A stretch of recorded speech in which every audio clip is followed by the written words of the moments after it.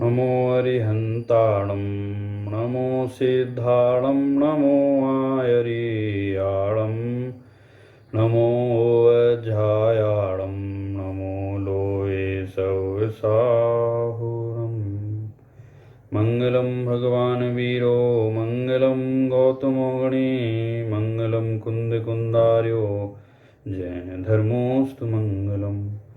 सर्वमंगल मांगल्यम सर्वकल्याणकारकम प्रधानां सर्वधर्मानां जैनम जयतु शासनम।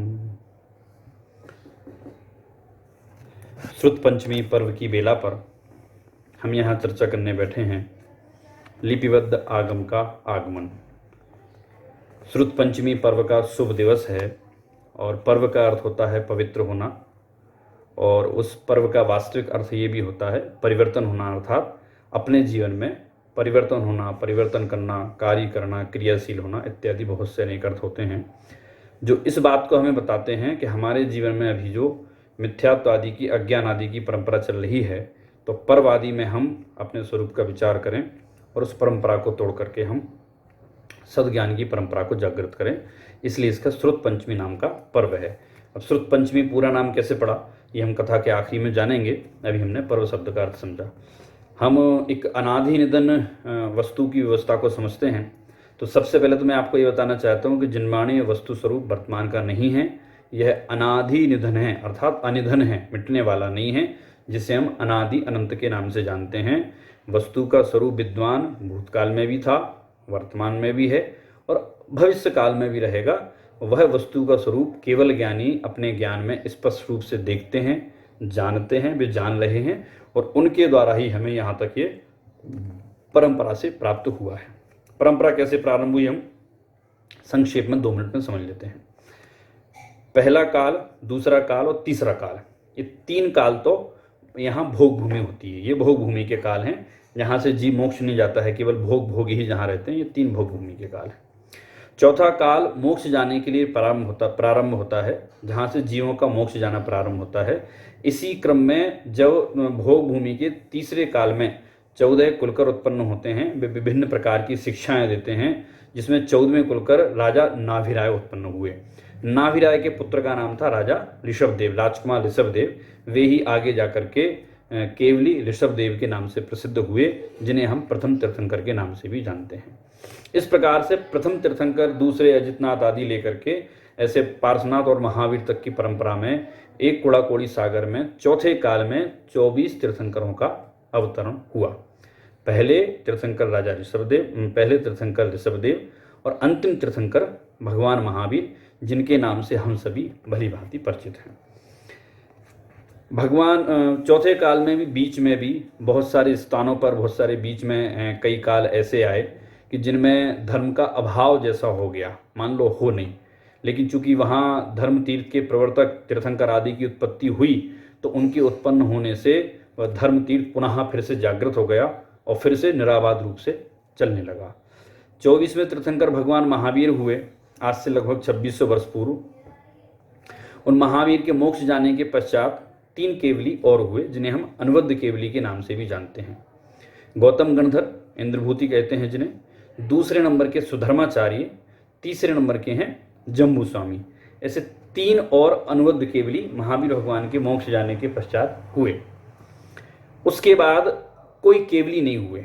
उसके बाद फिर 5 जो हैं वे श्रुत केवली हुए, जो द्वादशांग के पाठी होते हैं, उन्हें हम श्रुत केवली के नाम से जानते हैं। उन्हें द्वादशांग का ज्ञान था, इसलिए वे श्रुत केवली के नाम से जाने गए। आगे जाकर के और आचार्य परंपरा में और आचार्य हुए। वे आचार्य लगभग 28 आचार्य हुए, जहाँ तक एक अंग तक का ज्ञान अंत तक वहाँ पहुँचा। फिर 29वें नंबर के अरहत बलि आचार्य हुए। फिर 30वें नंबर के मांगनंदी आचार्य हुए, और मांगनंदी आचार्य के 2 शिष्य हुए, जिनसेन हुए और एक धरसेन हुए। तो जिनसेन आचार्य के आचार्य कुंद शिष्य थे, और धरसेन आचार्य के भूत बलि और पुष्पदंत शिष्य थे, जहाँ से इस कथा का और इस परंपरा का प्रारंभ होता है। हम एक संक्षेप में उस कथा को हम जान लेते हैं, फिर उसको उद्देश्य को समझेंगे हम। संक्षेप में कथा इतनी है कि जब महावीर से लेकर के या आदिनाथ से लेकर के यहाँ तक श्रुत की परंपरा अविच्छिन्न रूप से आई, तो अविच्छिन्न रूप से आई हुई परंपरा अब जीवों के बुद्धि के कारण से आचार्य धरसेन को ऐसा विकल्प आया कि मैं वृद्ध हो गया हूँ और जीवों की बुद्धि धीरे धीरे धीरे धीरे कम हो रही है, तो अब ये श्रुत की परंपरा जो जीवों के कल्याण में सहायक है, जिसे समझ करके जीव अपना कल्याण करते हैं, इस श्रुत की परंपरा को और अब अविच्छिन्न रूप से निरंतर रूप से कैसे चलाया जाए। तो उन्हें बहुत इस बात का विकल्प था। तो उन्होंने जो है किसी पास के स्थान में, या उन्होंने एक ब्रह्मचारी के द्वारा, मुनियों का एक समूह था, लगभग 100 योजन के मुनिराज वहाँ कुछ तत्व चर्चा हेतु या जिस विषय में भी एकत्रित हुए थे, तो वहाँ उनने एक पत्र भेजा और उस पत्र में ये लिखा था कि भाई मेरा उद्देश्य ये है कि श्रुत की परंपरा निरंतर चलती रहे और इसका ह्रास ना होवे, इसलिए आप किन्हीं 2 योग शिष्यों को हमें आप दो, जिनको मैं ये जो मुझे आता है 14 पूर्व आदि का उनको अंश रूप में जो ज्ञान है मैं उनको प्रदान करूं, क्योंकि मैं वृद्ध हो गया हूं। मैं आगे अष्टांग निमित्त ज्ञानी थे, वे भी समझते थे कि उनका मरण भी निकट है। मैं उनको ये ज्ञान दूं और श्रुत की परंपरा निरंतर चले और जीव अपना कल्याण करें। जब ये बात मुनि संघ के पास पहुंची तो मुनि संघ ने 2 योग शिष्यों को उनके पास भेजा, वहाँ पहुँचा दिया और उनको रात्रि के काल में उन्हें स्वप्न आया, आचार्य धरसेन को स्वप्न आया कि कोई 2 स्वच्छ बैल, मतलब सफ़ेद बैल जो हैं, आकर के चरणों में नमस्कार कर रहे हैं। चूँकि वे अष्टांग निमित्तों के ज्ञाता थे तो वे सहज में समझ गए कि कोई ना कोई जो है योग शिष्यों को पहुंचाया गया है, जिससे मैं श्रुत की परंपरा को निर्वाह रूप से निरंतर चला सकता हूँ। जब ये दोनों शिष्यों ने आकर के नतमस्तक होकर के नमस्कार किया तो आचार्य धरसेन ने ऐसे ही स्वीकार नहीं किया कि आपको पहुंचाया गया है तो आप योग्य हैं। उनने उनकी परीक्षा की। क्या परीक्षा की? उन्हें दोनों को एक मंत्र दिया और मंत्र देकर के उनसे कहा कि आप दोनों ये जाएंगे और आप इस मंत्र को आप सिद्ध करेंगे और इस मंत्र के सिद्ध होने का प्रतिफल, फल मतलब ये है कि सर्वांग सुंदर देवांगनाएं प्रकट होंगी। आप समझ जाना कि मंत्र सिद्ध हो गया। दोनों गए। दोनों ने जब मंत्र सिद्ध किए तो एक मुनिराज को जो है एक आंख वाली देवांगना प्रकट हुई और एक को बड़े दांत वाली देवांगना प्रकट हुई। तो उन्होंने कहा कि मुनिराज ने, आचार्य ने तो कहा था कि सर्वांग सुंदर होंगी, पर ये तो सर्वांग सुंदर हैं, क्या कारण है? तो उन्होंने ध्यानपूर्वक जो है उस मंत्र को देखा तो एक मंत्र में एक अक्षर ज़्यादा था और एक मंत्र में एक अक्षर कम था। तो कम के कारण से वो एक आंख वाली देवांगना प्रकट हुई और ज़्यादा के कारण से जो है दांत निकले हुए जिसके थे वो देवांगना प्रकट हुई। उन्होंने व्याकरण आदि को मिलान किया और उन्होंने उस मंत्र को सिद्ध किया। मंत्र सिद्ध जैसे किया, मंत्र सुधार करके, तो वो देवांगनाएं प्रकट हुई और आचार्य भूतबली और पुष्पदंत से पूछा कि हम आपके क्या कार्य कर सकते हैं या हम आपकी क्या सेवा कर सकते हैं। तो उन्होंने बहुत विनयपूर्वक उसका उत्तर दिया कि हमें आपके कार्य और सेवा की कोई आवश्यकता नहीं है। हमारे तो आचार्य ने ये मंत्र सिद्ध करने के लिए दिया था, इसलिए हमने ये मंत्र की सिद्धि की, आप लोग प्रकट हुई, आप जा सकते हैं, हमारा आपसे कोई कार्य नहीं। मतलब देवांगनाएं प्रकट हुई, इच्छा पूछ रही हैं, पर उनकी दृष्टि तो मात्र वेद विज्ञान पर थी। वे मुनिराज के पास आए और मुनिराज को सारा घटनाक्रम बताया। तो इतना तो ये बात तो सिद्ध हो गई कि जो है ये दोनों योग्य शिष्य हैं और ये इसे ग्रहण कर सकते हैं। मुनिराज ने फिर उनको जो पूर्वों का, अंगों का, आचार्य धरसेन को जितना भी जो भी ज्ञान था अंश रूप में, उनको पढ़ाना चालू किया और पढ़ाना चालू करके जो है उसका बरसात आने के पहले लगभग एकादशी का दिन था संभवतः, एकादशी के दिन जो है उन्होंने उसको, उनका जो पढ़ाया था वो समाप्त हो गया और उनको जाने की आज्ञा दे दी। चूँकि आचार्य तो विद्वान थे ही बहुत बड़े, आचार्य धरसेन, तो आचार्य भूतबली और आचार्य पुष्पदंत का बहुत मन था कि वो उनके पास और अधिक समय तक रहें, लेकिन गुरु की आज्ञा तो अनुलंघ्य होती है, लांघनीय योग्य नहीं होती है, तो वे वहाँ से चले गए। पर आचार्य धरसेन ने, एक ऐसी भी किंवदंती आती है कि जो है भूत जाति के व्यंतर देवों ने आकर के इनकी पूजन की, एक मुनिराज की, इसलिए आचार्य धरसेन ने उन्हें भूतबली नाम दे दिया। और एक मुनिराज की दंत पंक्ति थोड़ी सी टेढ़ी थी, तो उन व्यंतरों ने उनकी दंत पंक्ति ठीक कर दी, इसलिए उनका नाम उन्होंने पुष्पदंत दे दिया। यहाँ तक की कथा तो जो श्रुत की परंपरा चली आ रही थी और आचार्य धरसेन ने आचार्य भूतबली और पुष्पदंत इनको प्रदान की। यहाँ तक की कथा आ गई। फिर इसके बाद आचार्य धरसेन का कहीं कोई वर्णन नहीं मिलता है। कदाचित कहीं किसी साहित्य में आचार्य के द्वारा वर्णन लिखा भी गया हो, पर हमें वो अप्राप्त है। कहीं भी वह वर्णन आचार्य धरसेन के विषय में नहीं मिला है, जो गिरि गिरनार की गुफाओं में चंद्र पर्वत की गिरि गिरनार की गुफाओं में रहते थे। चंद्र गुफा जिसे हम कहते हैं, नाम जो आगम में लिखा हुआ, फिर कहीं उनका वर्णन नहीं आता है। कहानी आगे से चालू होती है। आचार्य भूतबली और पुष्पदंत जब आचार्य की आज्ञा से यहाँ गुजरात के प्रांत में आए तो वहाँ उन्होंने उनका चतुर्मास किया हुआ, और फिर वहाँ से आचार्य भूतबली और पुष्पदंत दोनों अलग अलग हो गए। तो एक कर्नाटक चले गए और एक चले गए द्रविड़ देश, मतलब एक कर्नाटक और एक तमिल चले गए, ऐसा वर्णन लिखा आता है। फिर आचार्य पुष्पदंत आयु में बड़े थे आचार्य भूतबली से, तो आचार्य पुष्पदंत ने जो है 6000 श्लोक प्रमाण सत्परूपणा लिखी, मतलब 6000 श्लोक लिखे, जो मुनिराज ने सुना था।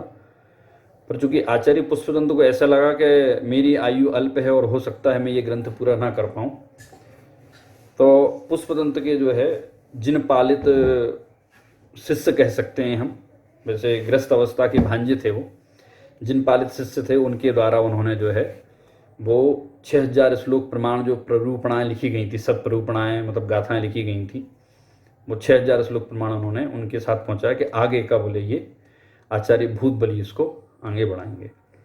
फिर उन्होंने जो है उनके पास जब ये ग्रंथ पहुंचा तो उन्होंने फिर 6वीं प्ररूपणा लिखी, महाबंध के नाम से लिखा है। इसके 6 खंड हैं, सठखंडागम ग्रंथ के 6 खंड हैं, इसलिए इसको सठखंडागम के नाम से जाना जाता है। 6वां खंड महाबंध नाम से है, और 6वां खंड जो महाबंध के नाम से है वो 30,000 श्लोक प्रमाण लिखा। तो लगभग 80% भाग तो जो है आचार्य भूतबली ने लिखा और 20% भाग लगभग आचार्य पुष्पदंत ने लिखा। तो जो 6000 श्लोक प्रमाण लिखा था उसके फिर आचार्य भूतबली ने जो है उसके 5 भाग कर दिए।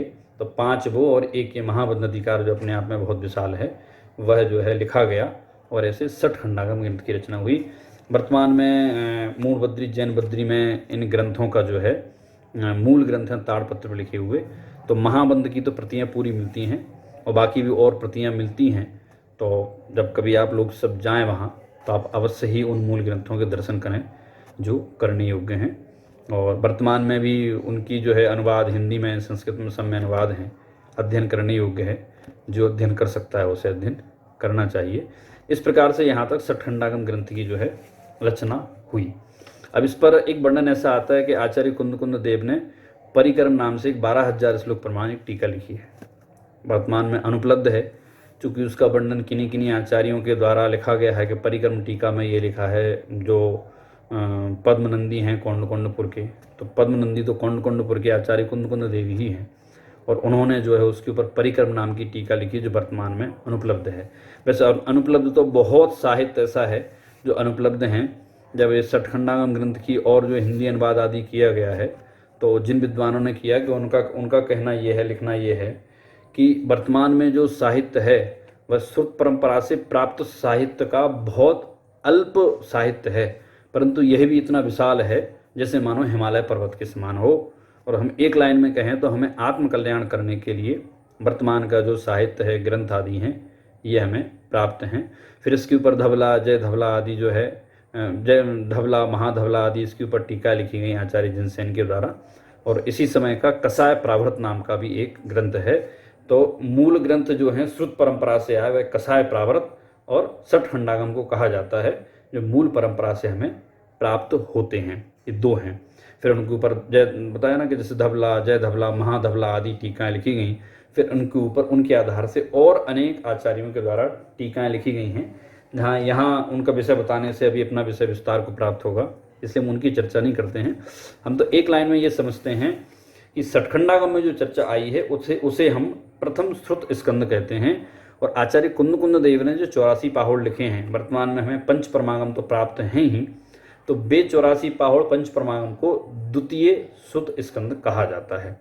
अब थोड़ा सा जैसे प्रथम श्रुत स्कंद और द्वितीय श्रुत स्कंद है, तो इसमें जैसे जीव के प्ररूपणा है, जीव के विषय में, कर्म के विषय में, जीव क्या है, कर्म क्या है, उनका बंध कैसे होता है, उनके भाव क्या हैं, दर्शन क्या है, सम्य दर्शन, इन कर्म की प्रकृतियां क्या हैं इत्यादि बहुत विशेषता से और विशाल रूप में इसमें वर्णन दिया है, जिसमें आगे जाकर के आचार्यों ने बहुत विस्तार से अनेक ग्रंथ की टीकाएं लिखी हैं, संस्कृत टीकाएं लिखी गई हैं, प्राकृत टीकाएं लिखी गई हैं, जो अपने आप में बहुत विशाल हैं। कोई 72,000 श्लोक प्रमाण हैं, कोई 40,000 श्लोक प्रमाण हैं, इत्यादि टीकाएं बहुत लिखी गई हैं मूल कसाय प्रावृत और सठखंडागम को आधार बना करके, जो महावीर की परंपरा से रचित एकदम सीधे शास्त्र हैं। मतलब मैं आपको ये बताना चाहता हूं कि जो महावीर भगवान ने अपने केवल ज्ञान में स्पष्ट देखा था, स्पष्ट जाना था, और उनकी परंपरा से श्रुत केवलियों के द्वारा, गणधर के द्वारा, श्रुत केवलियों के द्वारा परंपरा से आचार्य धरसेन आदि आचार्यों को प्राप्त हुआ,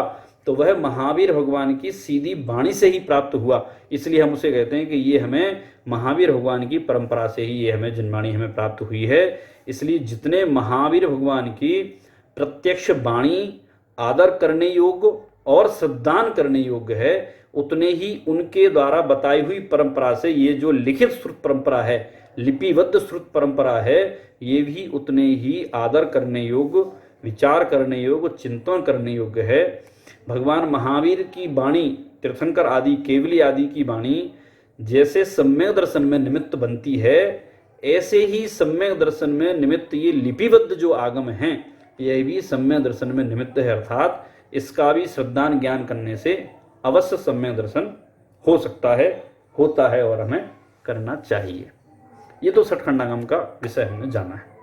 हमने संक्षेप में हम उसको सार रूप में कहें तो हम सठखंडागम और कसाय प्रावृत जो ग्रंथ हैं, मूल श्रुत परंपरा के उत्पादक ग्रंथ हैं। अर्थात उनसे मूल श्रुत की परंपरा हमें प्राप्त हुई है, और उसके आगे जो लिखे गए हैं वे भी इसी आधार से लिखे गए हैं। प्रथमान युग का जन्म कुछ समय बाद हुआ, क्योंकि प्रथमान युग की कथाएं ऐसी हैं कि वो परंपरा से कथा सुनते सुनते जब ये जो सैद्धांतिक ग्रंथ लिखे जाने लगे, तो उसके बाद फिर जो है प्रथमान युग की कथाओं के ग्रंथ भी लिखे गए हैं, जो आपके सामने उपलब्ध हैं। बहुत सारे उपलब्ध नहीं हैं, पर बहुत सारे उपलब्ध भी हैं। अब हम मूल बात समझते हैं कि हम पहले काल से चालू हुए। 10 कोड़ा कोड़ी सागर का जो है वो सर्पणी काल होता है, और 10 कोड़ा कोड़ी सागर का अवसर्पणी काल होता है। ये तो हमने समझ लिया, ये हमें समझ में भी आ गया। पर इतनी सारी कथा जानने से कि भगवान महावीर की वाणी है, भगवान ऋषभदेव की वाणी है, ये हमें सुनना है, ये करना है, द्वादशांग का पाठ करना है, क्या हमें क्या लाभ क्या है उससे? हम सठखंडागम पढ़ें या बालबोध पढ़ें या समय जी पढ़ें या मोक्षमार्ग प्रकाशक पढ़ें, कुछ भी पढ़ें, वास्तव में हमारा लाभ क्या है? छड़ाला में भी जैसे कहा है कि भाई जीव जो है दुख को छोड़ना चाहता है और सुखी होना चाहता है। हम तो इसी बिंदु पर बात करते हैं कि हमें सुखी होना है, सबको सुखी होना है। हमारे द्वारा की गई प्रत्येक क्रिया, कोई सी भी क्रिया हो, किसी भी क्रिया को हम दुख की क्रिया के लिए नहीं कर रहे हैं, हम प्रत्येक क्रिया को सुख की क्रिया के लिए कर रहे हैं। हम प्रयत्न भी कर रहे हैं, पर हम कभी कैसा भी काम हो, जिस वस्तु की अप्राप्ति थी, जो वस्तु हमें प्राप्त नहीं थी, वह वस्तु भी प्राप्त होने के बाद भी हमारा आनंद टिक नहीं पाता है। जिस वस्तु का हमने सैकड़ों वर्षों से हमने इंतजार किया था कि हाँ साहब ये वस्तु आएगी तो मैं सुखी हो जाऊंगा, मकान, दुकान, संपत्ति, पत्नी, पुत्र आदि, लेकिन नहीं हो पाया सुखी। कारण क्या रहा? कारण ये रहा, आचार्य कह रहे कि परद्रव्य में सुख नहीं है, इसलिए सुखी नहीं हो पाए। और परद्रव्य में जब सुख है नहीं तो सुखी कैसे होंगे? एक तो ये कारण रहा। अब मेरा कहना आपसे बहुत सामान्य भाषा में एक ये है कि हम सारे उपाय देख रहे हैं, मतलब सब कुछ ट्राई कर रहे हैं, खाना पीना घूमना, हम सब कुछ ट्राई कर रहे हैं, पर हम सुखी नहीं हो पा रहे। देख रहे हैं, कई लोगों को भ्रम हो सकता है कि हाँ हम सुखी हो रहे हैं, पर वास्तव में सुखी नहीं हो रहे। अब मैं आपसे ये कहता हूँ कि आपने सब कुछ ट्राई किया, आप एक बार मेरे कहने से, जिन्हें जो आचार्य आदि हैं उनके कहने से, या आप जिनकी मानते हो उनके कहने से, एक बार आप जनवाणी का अध्ययन करके देखो। अब नई यंग पीढ़ी हो या पुरानी पीढ़ी हो, कोई भी हो, सबके मन में 2-3 प्रश्न बहुत सामान्य उठते हैं कि साहब सब ने अपने अपने ग्रंथ लिखे हैं, उनके भी धर्म हैं, हमारा भी धर्म है, हम किस धर्म को सही माने। कोई अपने आप को बहुत उदारवादी कहता है तो ये कहता है कि साहब हम तो सारे धर्मों को एक समान मानते हैं, हमारे लिए कोई धर्म अलग अलग नहीं है। ऐसा भी उदारवादिता में कहते हैं, आगम में उसे बिना मिथ्यात्व के नाम से जाना जाता है। पर वस्तुतः तो धर्म एक ही होता है, और वह एक धर्म है और सही भी वही होगा। अब निर्णय हम कैसे करें? तो निर्णय करने का बहुत सिंपल सा फॉर्मूला है। जैसे कई लोग जो प्रश्न उठाते हैं तो आगम में उसके लिए एक ऐसा उदाहरण दिया है कि एक अंधा व्यक्ति आंख वाले व्यक्ति के ऊपर प्रश्न उठाता है। और क्या प्रश्न उठाता है? ये प्रश्न उठाता है कि आसमान में उड़ते हुए पक्षी सफेद थे या काले थे? ये प्रश्न अंधे व्यक्ति ने उठाया। ऐसे ही कोई अज्ञानी व्यक्ति ये प्रश्न उठाता है कि जिनवाणी सही है कि गलत, आत्मा होती है कि नहीं होती है, कर्म होते हैं कि नहीं होते हैं, स्वर्ग नरक आदि होते हैं कि नहीं होते हैं, और हम उस अज्ञानी व्यक्ति की बातों में आ जाते हैं जो अंधा है। वास्तव में हम अपने ज्ञान का प्रयोग करें, क्योंकि हमें भी ज्ञान मिला है निर्णय करने के लिए। हम आगम का निर्णय कैसे करें? आगम किसे कहा? कि जो निर्दोष रूप से जो जीव हैं, कौन से जीव? जिन्होंने केवल ज्ञान की प्राप्ति की है, जो राग द्वेष आदि से रहित हैं और जिन्हें वीतरागता की प्राप्ति हुई है, उन आप्त के द्वारा, उन्हें कहते हैं आप्त, उन आप्त के वचनों को जहां कहा जाए वह आगम है। वह आगम श्रुत परंपरा से सुनने से भी प्राप्त हुआ, लिपिबद्ध रूप में लिखा हुआ आया, इसका नाम भी आगम है। तो ये हमें प्राप्त हुआ श्रुत परंपरा से और लिपिबद्ध रूप में हमने इसे आगम कहा। अब आगम का निर्णय कैसे करें? देखो कि जो बात निर्दोष हो, संशय विपर्य आदि रहित हो और विरोध रहित हो, वास्तव में तो वह बात ग्रहण करने योग्य है। अब जो आप्त हैं, आप्त मतलब भगवान, भगवान, कोई व्यक्ति झूठ क्यों बोलता है? वह व्यक्ति झूठ तब बोलता है जब उसे राग द्वेष आदि हो, और भगवान को तो मोह राग द्वेष आदि का नाश हो गया है, तो एक तो उनकी असत्य बोलने की सवाल ही खड़ा नहीं होता बोलने का। दूसरी बात ये कि उनके द्वारा कहे गए वचन विरोध को प्राप्त नहीं होते और संशय विपर्य आदि का भी नाश करते हैं। ये प्रत्यक्ष सिद्ध है, हम उसे जान सकते हैं। लेकिन हम जब पढ़ेंगे, हम समझेंगे, तब हमारे सामने वो बात आती है कि उनके वचन विरोध को प्राप्त नहीं होते हैं। कि सब उसकी परीक्षा कैसे करें? कि एक तो होता है आगम और एक होता है आगमाभास। तो आगम तो हम जिसकी चर्चा कर रहे हैं, जो वस्तु स्वरूप को दर्शावे। राग देश से रहित वीतरागी जिनेंद्र देव ने जिन वचनों को कहा है और उन वचनों की जो परंपरा बड़ी है, वह वास्तव में आगम है। और आगमाभास क्या कहलाता है? कि जिसमें विरोध होवे, अज्ञानियों के द्वारा, पापियों के द्वारा, स्वार्थ के लिए, भोग के लिए जिनकी रचना की गई हो, वह आगमाभास कहलाता है। क्योंकि वे भी अपने शास्त्रों को शास्त्र कहते हैं, उनको भी वो आगम कह सकते हैं, आगम कहते हैं। क्योंकि यदि नकली वस्तु को असली जैसा नहीं बताएंगे तो कौन खरीदेगा, इसलिए वो उसको भी आगम के नाम से बताते हैं। आगमाभास के लिए उदाहरण आया है कि आगमाभास मतलब कैसा?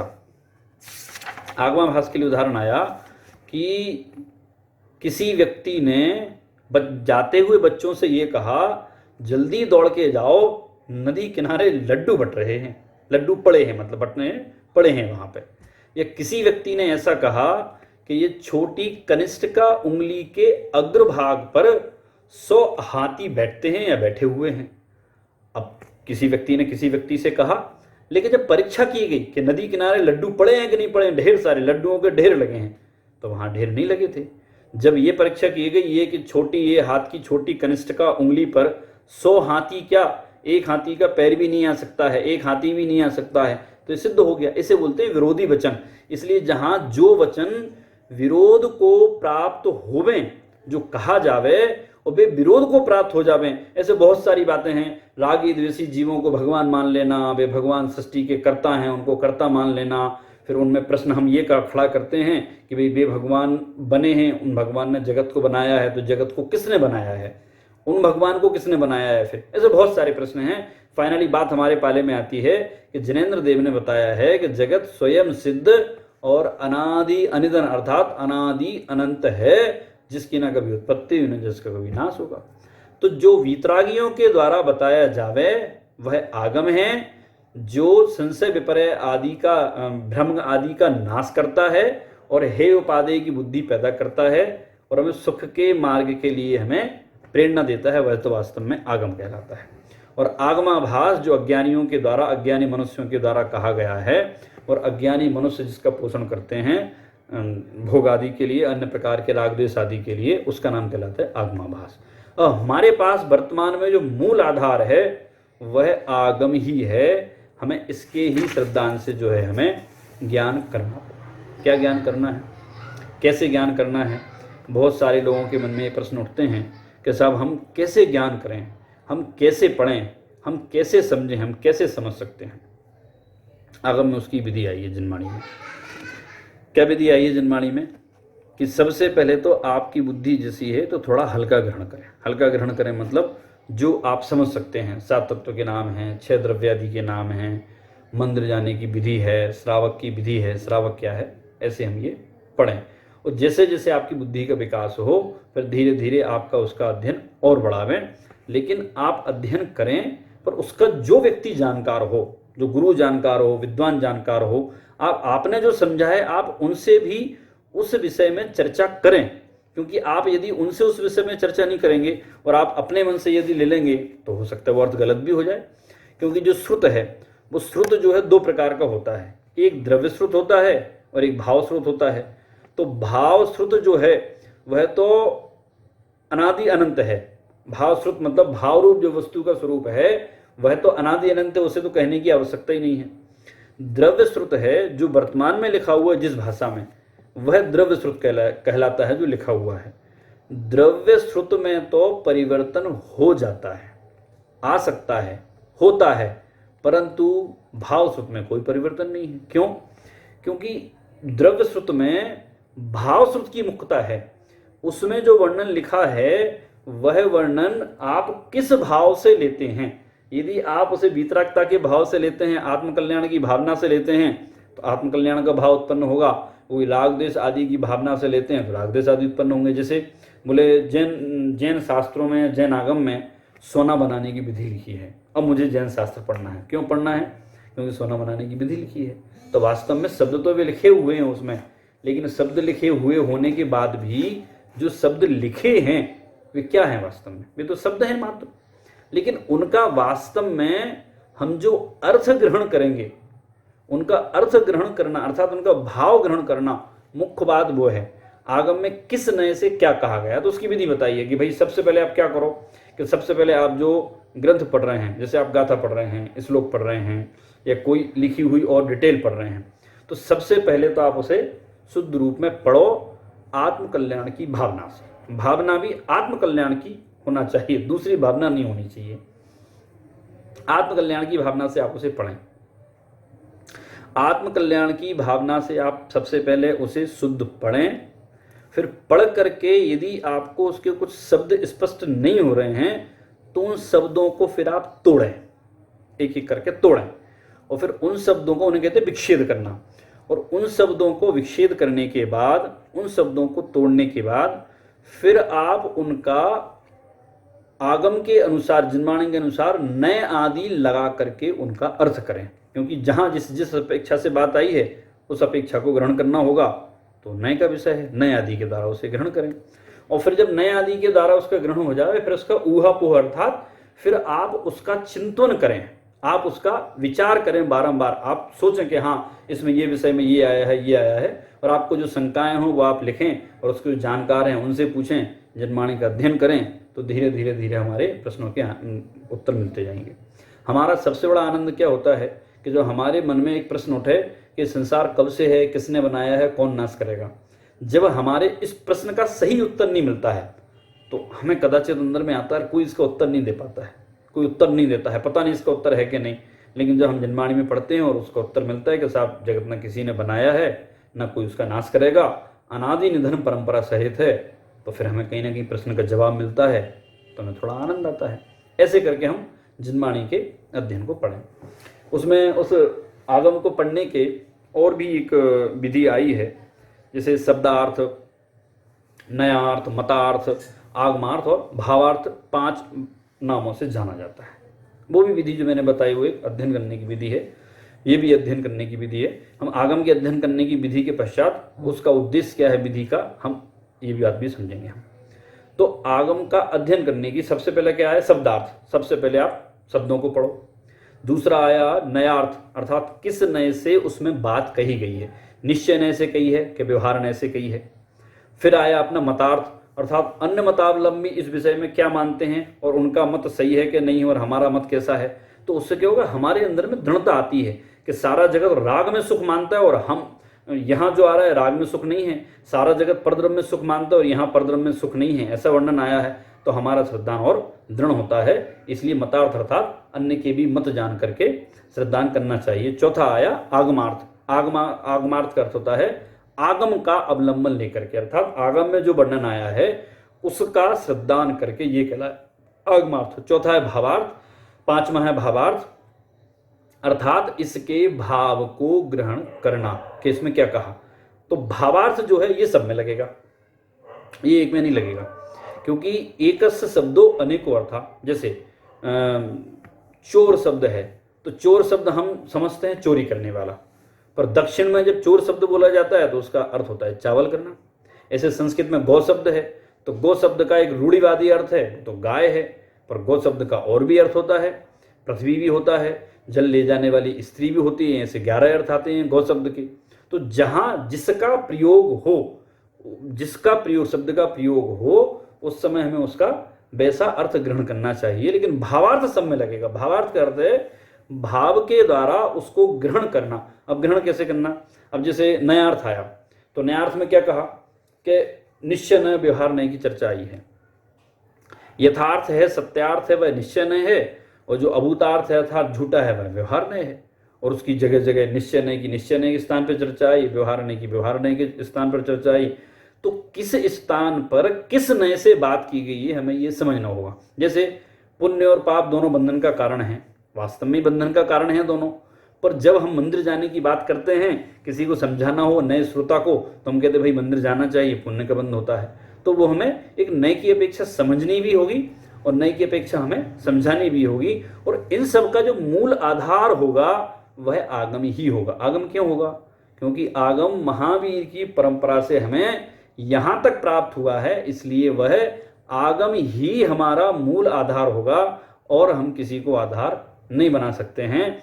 ये एक सामान्य और विशेष रूप में इसके जानने की जो है हमने एक विधि समझी है। हम उसे जो कम सूत्र आदि में समझ सकें वो कम सूत्र में समझें, जो ज़्यादा सूत्र में समझ सकें, डिटेल में समझ सकें, उदाहरण से समझ सकें, वे उदाहरण से समझे, कोई दोष नहीं है। फाइनली उद्देश्य तो हमारा क्या है, जिनवाणी को, श्रुत को समझना है। देखो यहाँ तक अपनी चर्चा हुई। अब हम इस संबंधी चर्चा करते हैं कि आगम के अध्ययन करने की विधि तो हो गई, पर आगम के अध्ययन करने की विधि से हमें लाभ क्या है। हम लाभ की 1 मिनट बात करते हैं। लाभ क्या है वास्तव में, लौकिक कोई लाभ नहीं है, और होगा तो हम उसकी चर्चा नहीं कर रहे अभी, और करेंगे तो हम आखिरी में कहेंगे उसे। वास्तविक लाभ क्या है, हम थोड़ी सी देर विचार करें कि हम जिन विषयों के लिए अनादिकाल से भटक रहे हैं, अनादिकाल से जो विषय भोग हैं उनमें हम सुख प्राप्ति का प्रयास कर रहे हैं और आज तक सुख की प्राप्ति नहीं हुई। तो जैसा कि हमने पूर्व में कहा कि आप उस सुख प्राप्ति के लिए एक बार जिनवाणी का भी प्रयोग करके देखो, आप एक बार जिनवाणी को भी समझ के देखो।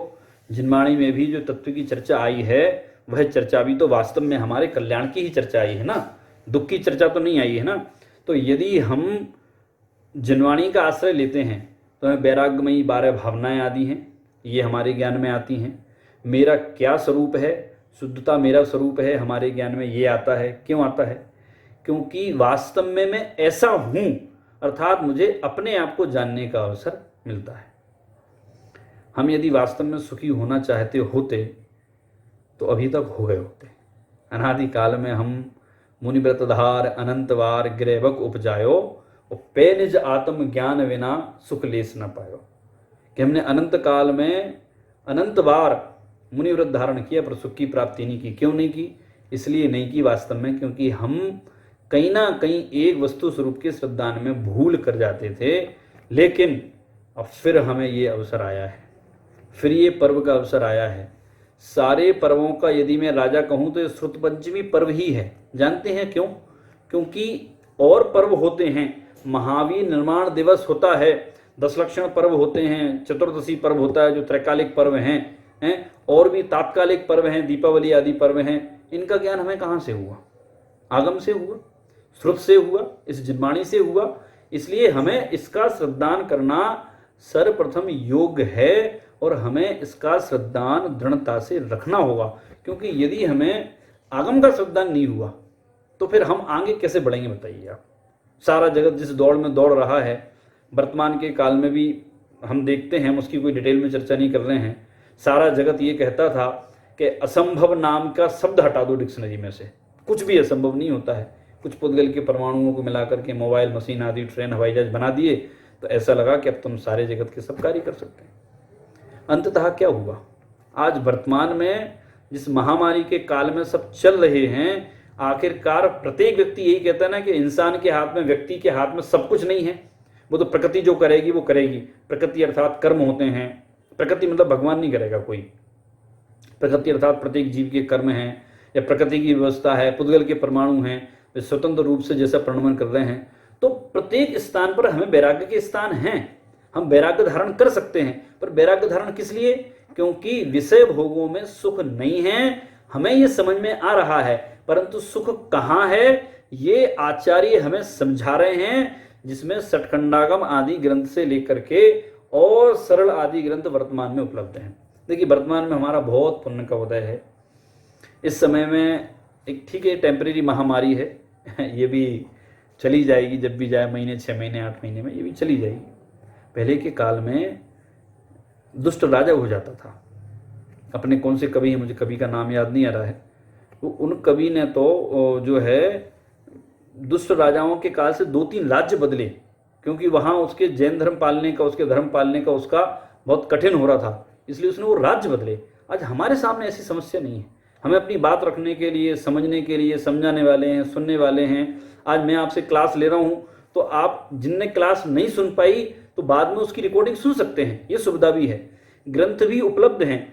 जिस सठखंडागम के लिए, धवला जय धवला के लिए आचार्य कल पंडित टोडरमल जी ने जो है अपने 4-5 लोगों को वहाँ मूल मंत्री, जैन बद्री पहुँचाया था, और 1-2 लोग उनमें से शांत भी हो गए थे, और अंततः ग्रंथ तो भी नहीं आ पाया था। हमारे सौभाग्य से आज हमें ये ग्रंथ भी उपलब्ध हैं। यदि आप पढ़ना चाहें तो पढ़ना भी चाहिए, लेकिन जब आपकी बुद्धि का स्तर जैसा हो तो हम पढ़ें।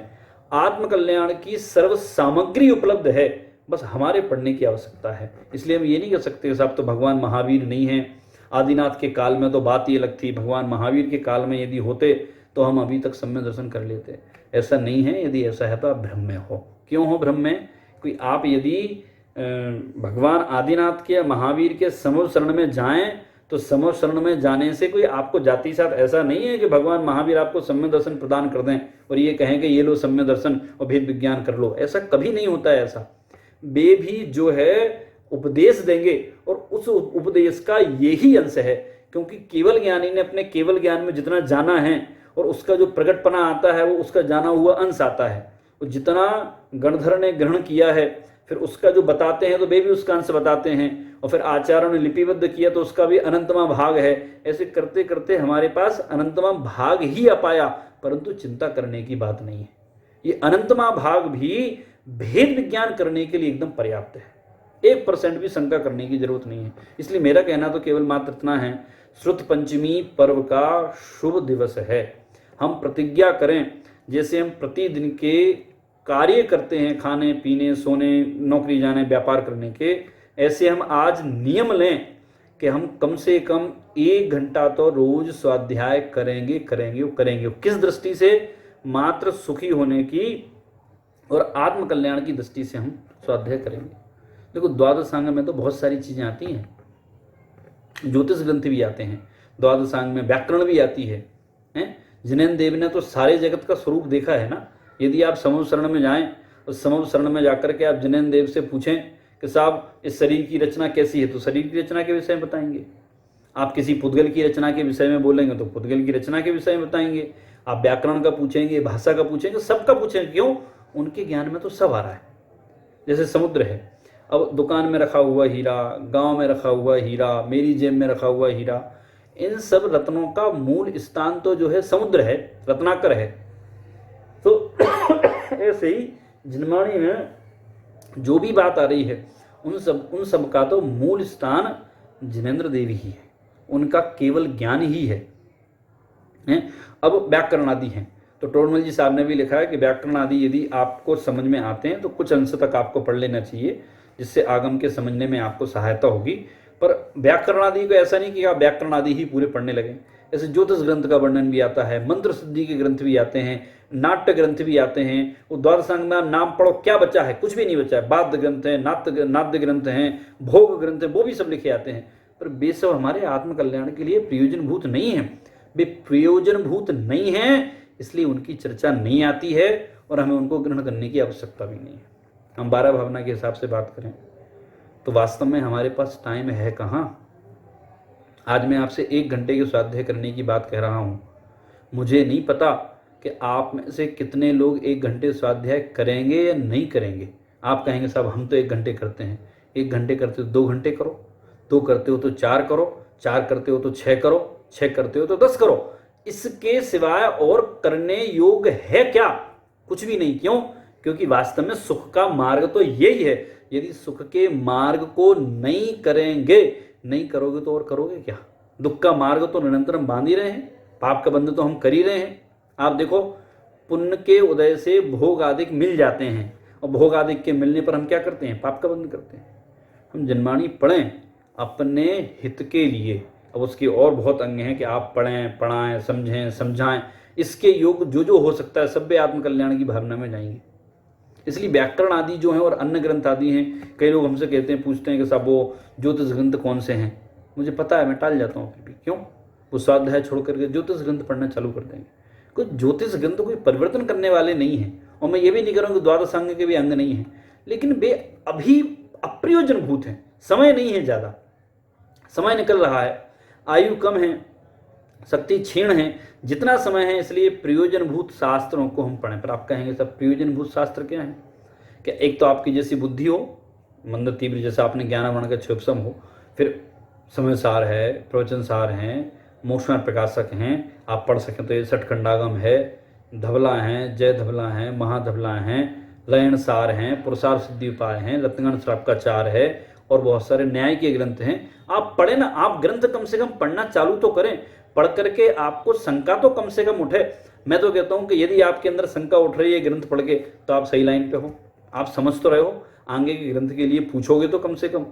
जो ग्रंथ का अध्ययन करता है, जो जनवाणी का अध्ययन करता है आत्मा के हित से, उससे ज्यादा सद्भाग्य वाला व्यक्ति जगत में और कोई भी नहीं है।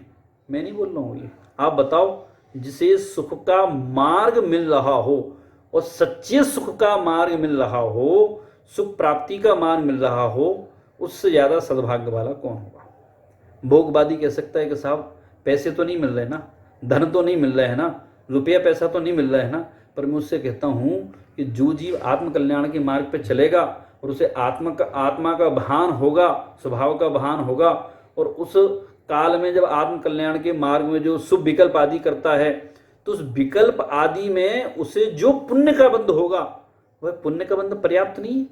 उस पुण्य के बंध से भोगादि मिल जाएंगे, पर उसकी उस पर दृष्टि नहीं होगी। हमारी दृष्टि तो मात्र एकमात्र आत्मकल्याण की ही होनी चाहिए।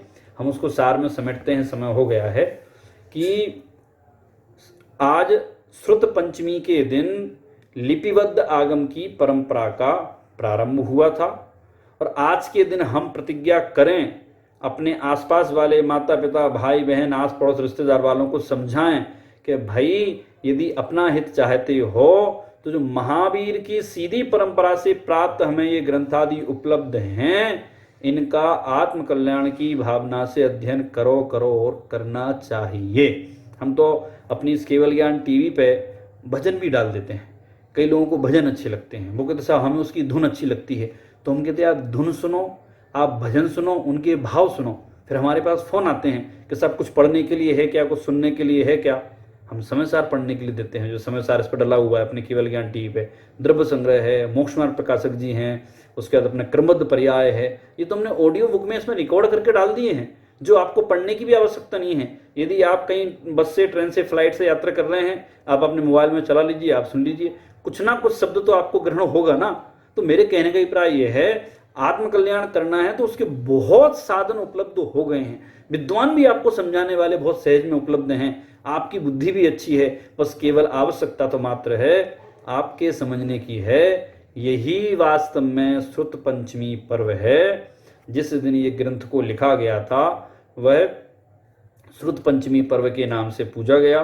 वह मनाया गया, आज भी हम उसे मना रहे हैं। इसलिए हम सभी मिलकर के एक साथ मात्र यही प्रतिज्ञा करें कि हमें भेद विज्ञान के मार्ग पर चलना है, भेद विज्ञान की प्राप्ति करना है। इसी मंगल भावना के साथ मैं आज की अपनी बात समाप्त करता हूँ। जय जिनेंद्र।